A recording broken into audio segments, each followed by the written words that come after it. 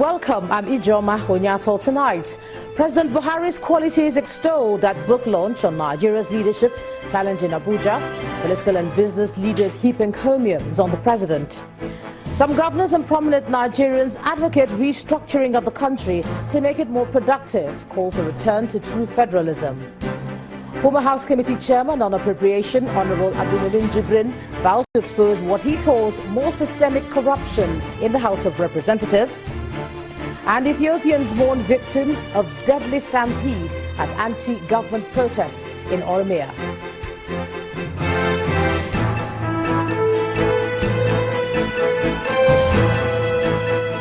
On Business News tonight, industry experts want the federal government to reform its public fund management policies.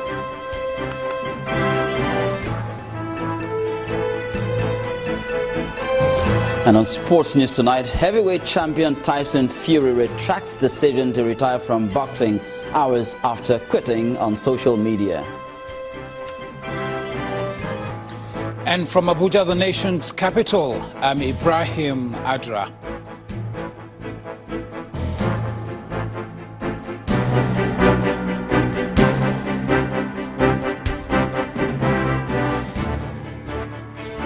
Nigerian Air Force targets illegal bunkering in the Niger Delta, bombs illegal refineries and barges filled with petroleum products.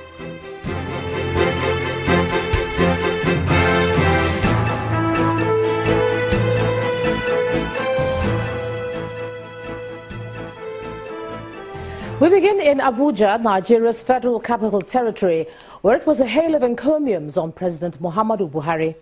The occasion, the public presentation of the president's authorized biography, Muhammadu Buhari, Challenges of Leadership in Nigeria, which was written by Professor John Padden, had in attendance 3 African-serving presidents, 2 former heads of state, the leadership of the ruling party, the APC ministers, and some state governors.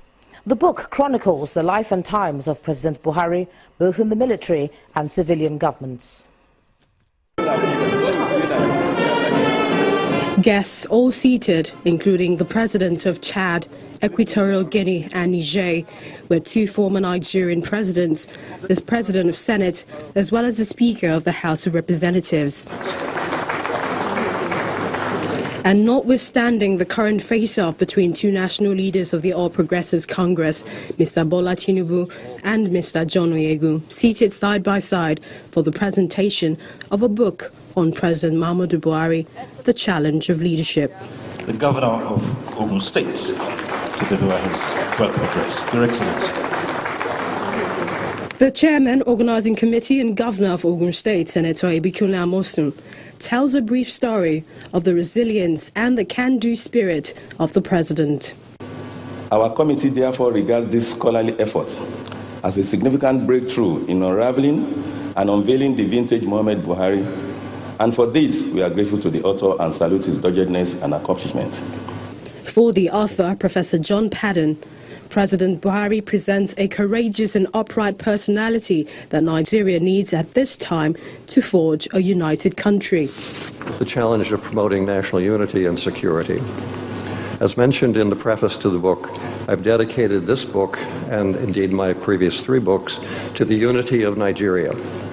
The challenges of leadership in Nigeria are larger than any individual, but the commitment and passion of individual leaders to do the right thing without consideration of personal gain clearly makes a difference. The 320-page book is reviewed by 2 politicians and 2 diplomats.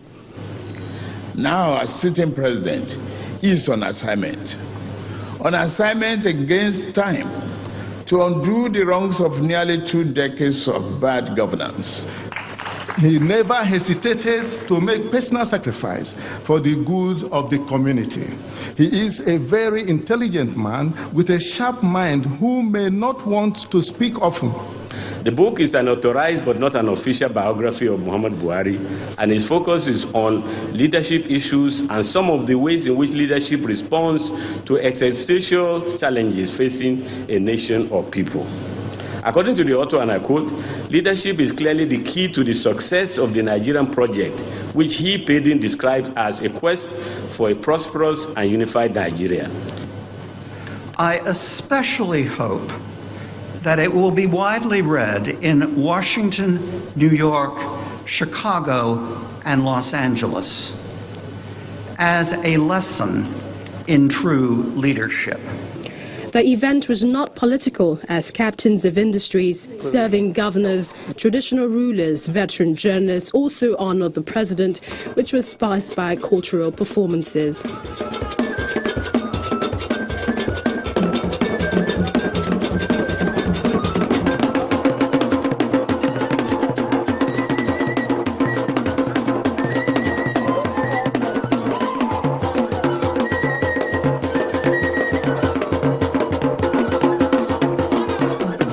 For two former heads of state, this is a time for the president to restore Nigeria to its glorious days.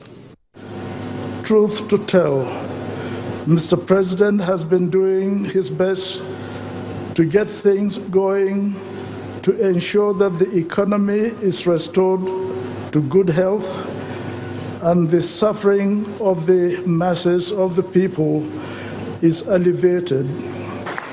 The simple and chronological presentation in short doses made the book readable without stress and make you not to want to put it down once you start reading it.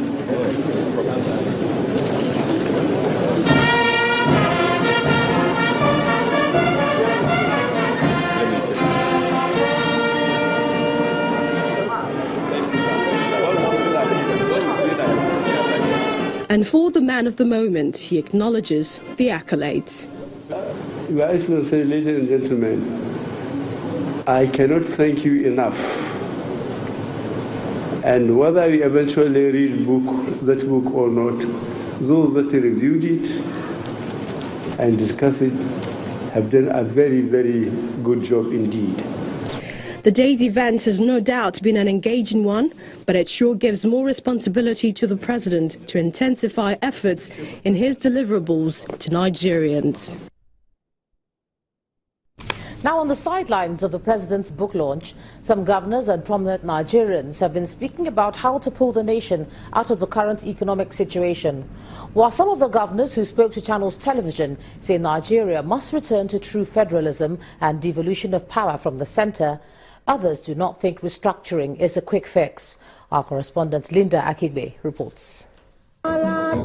It's been the subject of discussions at different gatherings and platforms on possible solutions to the country's economic crisis and myriad of problems which have turned the once prosperous giant of Africa to a nation almost on its knees. One of the solutions thrown up during these conversations is a call for the restructuring of the country. Some Nigerians want more autonomy for states and less power at the centre. Some prominent Nigerians who spoke to Channels Television at a book launch written in honour of the president called for a return to true federalism. I'm in support of fiscal restructuring of our economy and devolution of power to the states. Devolve powers to the states, more responsibilities, and give them more funding. That way, I believe Nigerian project will blossom. Each and every state, they have their competence and they have their comparative advantage. I think we should focus more on that. Whatever name you can call it, I'm not a politician, I'm a monarch. But if we look into the strength of each state or region, it will take this nation out of the issue we are having now. Having all the powers concentrating at the federal, at the central, is not healthy for growth. State government should be empowered to be able to be self-sustaining and let the basic things that cannot be controlled by the state be that controlled by the federal. But the governor of Plateau State does not think restructuring is the quick fix many Nigerians think it is. It's not about restructuring. What we need in Nigeria is good leadership. Good leadership. And then God has brought a leadership that a lot of us are not patient with it. We came at a time of serious challenge, as the book is portraying. Let us just be a little bit patient and follow what the leader will do. The call for restructuring is not new, but it appears to be gaining traction in the light of the present recession and ongoing challenges confronting the country. How far this discussion would go and the level of attention and seriousness which the government at the centre is willing to give to it cannot be predicted at the moment. Linda Akibi, Channels Television. Over to politics, and the embattled former chairman of the House Committee on Appropriation, Honourable Abdul-Min Jibrin, says he's not done yet exposing what he calls systemic corruption in the House of Representatives, as he'll be speaking more on how members commit fraud during investigations in the days ahead. He made the remarks at a media conference with journalists in Abuja to explain some issues regarding his allegations of corruption against some members of the House. According to him, apart from the allegations already contained in his petition to the anti-graft agencies, he'll be speaking to the public in the days ahead about how some individuals in investigative committees commit corruption.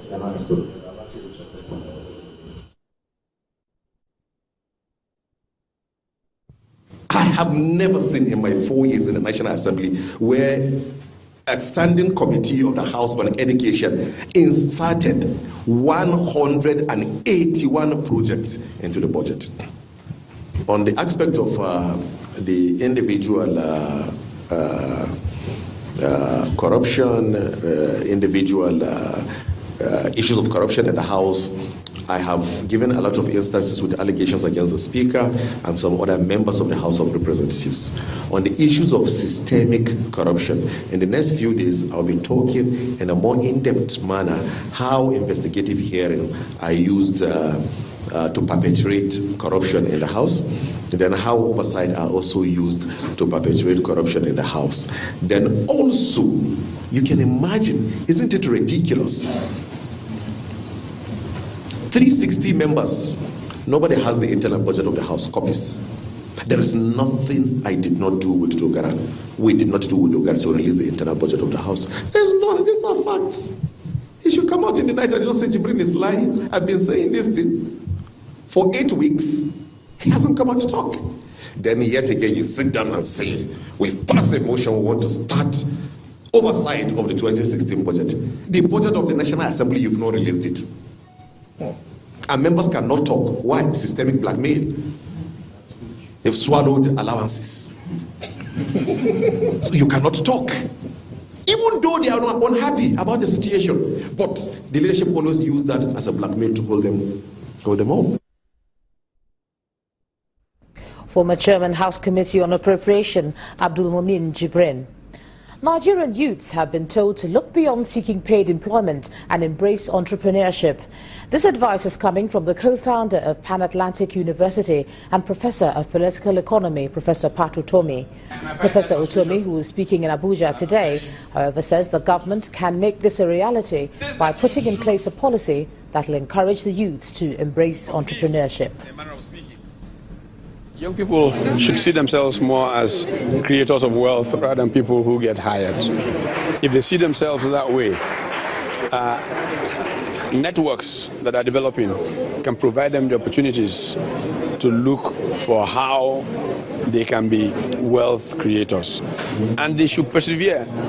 If you get hit once and you fall and roll over, you're not an entrepreneur. There's a Japanese saying that says an entrepreneur is a man who falls down 7 times and gets up 8 times. Many of us will get one fall, we roll over and play dead. Now, when we don't have the appropriate policies, the right institutions to support small enterprise, provide financial support, not in a way of people coming to get their share of national cake, which is what has happened with some of the programs in the past, like the NDE and so on and so forth. But we are commercially minded people managing funds which the government and everybody else support. They can get people who have the requisite skills to invest in enterprises. In part 2, after the break, educators and parents frown on falling standard of education in the country. That's in a moment. Please stay with us.